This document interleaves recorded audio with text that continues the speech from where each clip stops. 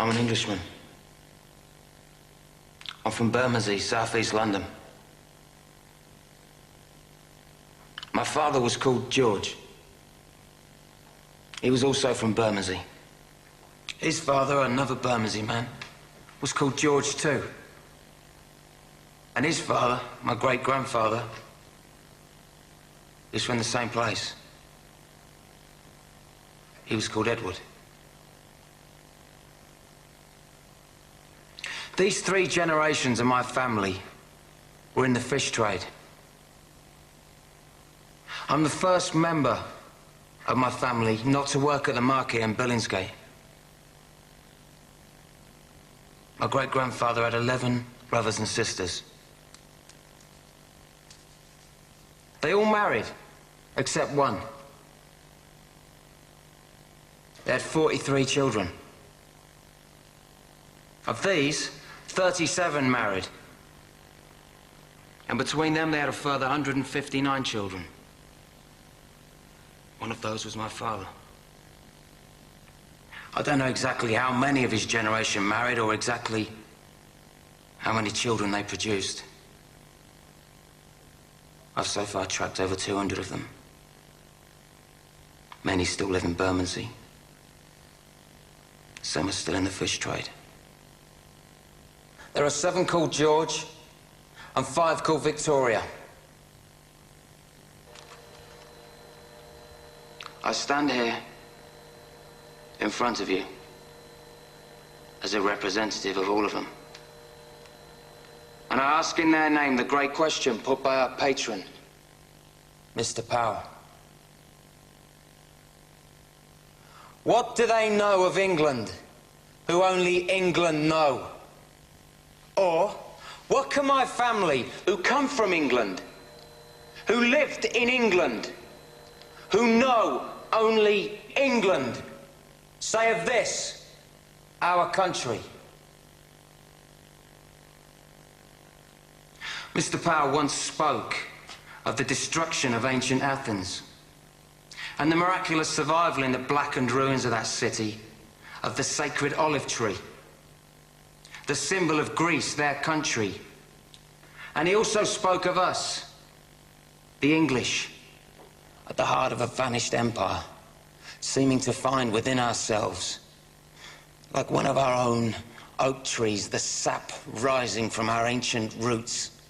And he said, perhaps after all, we, who have inhabited this island fortress for an unbroken 1,000 years, brought up, as he said, within the sound of English birdsong, under the English oak, in the English meadow, beneath the red cross of St. George, it is us who know most of England. And I appreciated him for saying that, because it was as if he spoke for my family, who understand well their own country, who understand even better their own capital, London town, as we used to call her. As we strolled in her parks, as we marveled at her palaces, as we did business in the city, went west for a dance, took a boat on the river. The pale ale and eel pie of old London. The London of my family, for as many generations as I know. The London that within 15 years will be less than 50% white. London where in 15 years a white person will be in the minority. Am I racist? No. Do I have anything against people of other races? No. Would I prevent them from coming into my home? No. So what then is my gripe? My gripe. And I speak on behalf of 7 men called George and 5 women called Victoria. My gripe is quite simple. My My gripe is that we were never asked. My gripe is that we were told, not asked. And every day we are told again and again how we are to be and how our country is to be.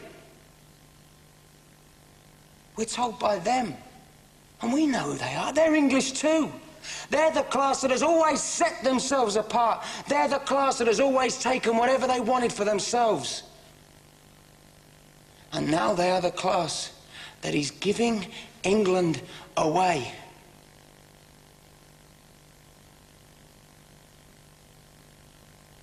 They have never asked us, and they never will.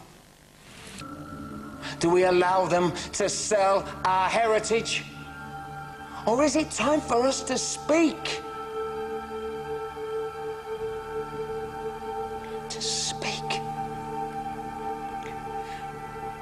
To refuse them the right to give away our holy, our bountiful, our only England that has nurtured us naked, grown us as the oak. Is it time for us that England know to come yet again and defend our country with our fire, our fists?